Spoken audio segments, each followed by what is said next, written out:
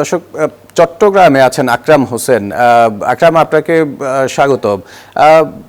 চট্টগ্রামে কি পরিস্থিতি দেখছেন এখন পর্যন্ত? কোন কোন আসনে কারা এগিয়ে আছেন? নিশ্চয়ই বিএনপি এগিয়ে আছেন। সব বিষয় নিয়ে একটু বিস্তারিত জানতে চাচ্ছি আপনার কাছে। ধন্যবাদ।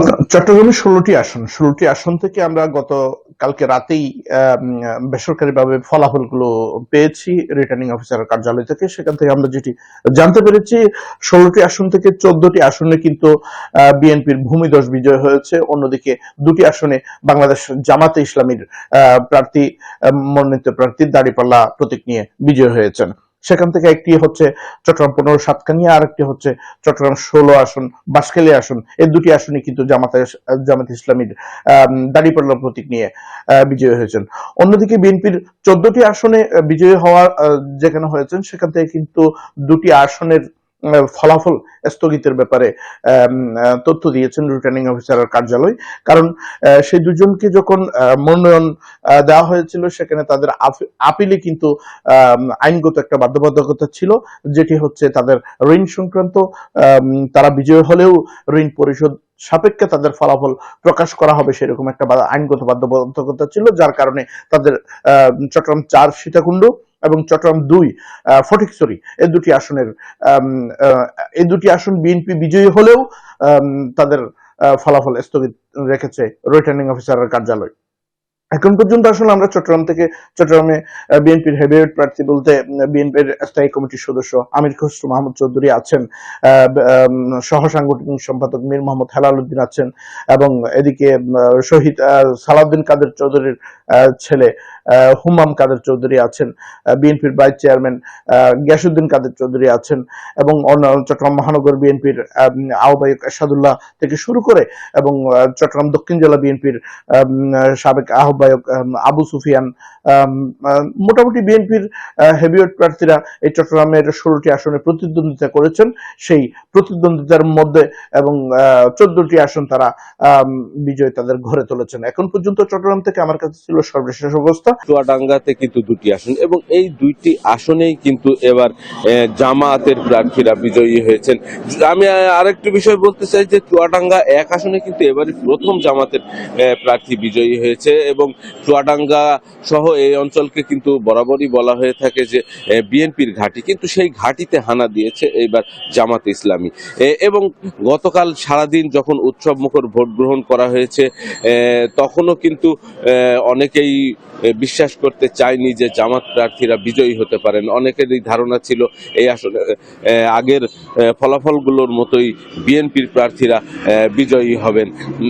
এবং গতকালকের যে নির্বাচন অনুষ্ঠিত হয়েছে, সেই নির্বাচনে একটি উল্লেখযোগ্য বিষয় ছিল কিন্তু নানা টানাপোড়েন থাকলেও ভোটার উপস্থিতি ছিল কিন্তু অনেকটাই বেশি। চুয়াডাঙ্গার 2টি আসনেই কিন্তু এইবার 70% বেশি ভোটার তাদের ভোটাধিকার প্রয়োগ করেছে। এর মধ্যে চুয়াডাঙ্গা 1 আসনে কিন্তু বিএনপির একজন হেভিওয়েট প্রার্থীও ছিলেন। তিনি বিজিএমই এর বর্তমান সভাপতি এবং কেন্দ্রীয় বিএনপির উপকোষাধ্যক্ষ মাহমুদ হাসান খান বাবু। তিনি কিন্তু জামাতের যে প্রার্থী অ্যাডভোকেট রুহুল আমিন, তার কাছে প্রায় 40,000 ভোটে পরাজিত হয়েছেন। অন্যদিকে চুয়াডাঙ্গা 1-এ জামাতের যে প্রার্থী, একেবারেই তরুণ প্রার্থী, তিনি কিন্তু সদ্য আইন পেশায় নিয়োজিত হয়েছেন। তরুণ হিসাবে শহরে ব্যাপক পরিচিত। তার কাছে কিন্তু চুয়াডাঙ্গা জেলা বিএনপির সাধারণ সম্পাদক, যিনি বিএনপি প্রার্থী ছিলেন মোহাম্মদ শরীফুজ্জামান, তিনি কিন্তু প্রায় 58,000 ভোটের ব্যবধানে পরাজিত হয়েছে। তো গতকাল কিন্তু আমরা জেলা রিটার্নিং কর্মকর্তার কার্যালয়ে গভীর রাত পর্যন্ত এই সব সংবাদ সংগ্রহ করেছি, এবং কার্যালয় থেকেই কিন্তু তখন ফলাফল ঘোষণা করা হয়েছিল। এই সময়ে কিন্তু আমরা দেখেছি শহরে জামাত সমর্থিত যারা ভোটার ছিলেন, জামাতের কর্মী সমর্থক যারা ছিলেন, তারা কিন্তু বেশ ফুরফুরে মেজাজেই শহর এবং রিটার্নিং কর্মকর্তা তার কার্যালয়ে উপস্থিত ছিলেন। আমি স্থানীয়দের সাথেও সে সময় কথা বলেছি। তারা যেটি বলছেন যে চুয়াডাঙ্গাতে কিন্তু একটি উৎসব মুখর এবং নিরবিচ্ছিন্ন যে ভোট হয়েছে, নিরঙ্কুশ যে ভোট হয়েছে, সেই ভোটে কিন্তু বিএনপির বিজয় এই এলাকার মানুষকে চমকে দিয়েছে। তো এই ছিল চুয়াডাঙ্গা থেকে আমার কাছে।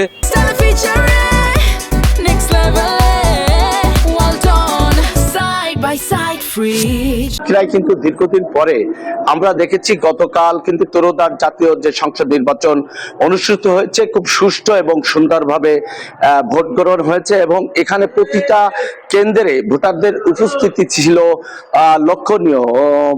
আপনার সাতক্ষীরার মোট 18,32,775 জন ভোটার ছিল, কিন্তু প্রতিটা কেন্দ্রে কিন্তু প্রায় 72% ভোট সম্পন্ন হয়েছে। আর এখানে সাতক্ষীরার যে 4টি নির্বাচনী আসন, 4টি নির্বাচনী আসনে কিন্তু বিপুল ভোটে জামাতের 4টি প্রার্থী জয়লাভ করেছে।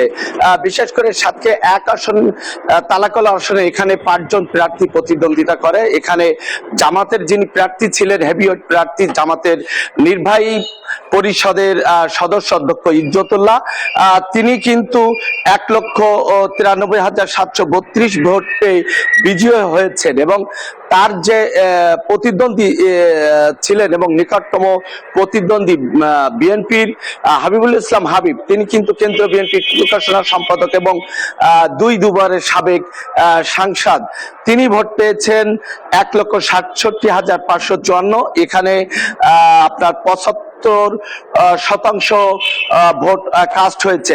আর যদি হানা গণভোটের কথা বলি, এখানে কিন্তু 2,28,404টি হা ভোট জয়যুক্ত হয়েছে। একই সাথে না ভোট আমরা লক্ষ্য করেছি 1,21,256টি না ভোট পড়েছে। আমরা যদি এখানে সাতক্ষীরা সদর 2 আসন, যেটি দেবহাটা এবং সাতক্ষীরা সদর উপজেলা নিয়ে গঠিত, এখানেও কিন্তু জামাতের হেভিওয়েট প্রার্থী, কেন্দ্রীয় জামাতের সাংগঠনিক সম্পাদক, খুলনা বিভাগীয় পরিচালক মুহাদ্দিস আব্দুল খালেক, তিনিও কিন্তু বিপুল ভোটে জয়লাভ করেছেন। তিনি কিন্তু 2,66,000 ভোট পেয়ে এখানে জয়যুক্ত হয়েছেন। এখানে নিকটতম প্রতিদ্বন্দ্বী বিএনপির আব্দুর রউফ সর্দার, তিনি পেয়েছেন 1,16,000 ভোট। এখানে কিন্তু 73% ভোট কাস্ট হয়েছে।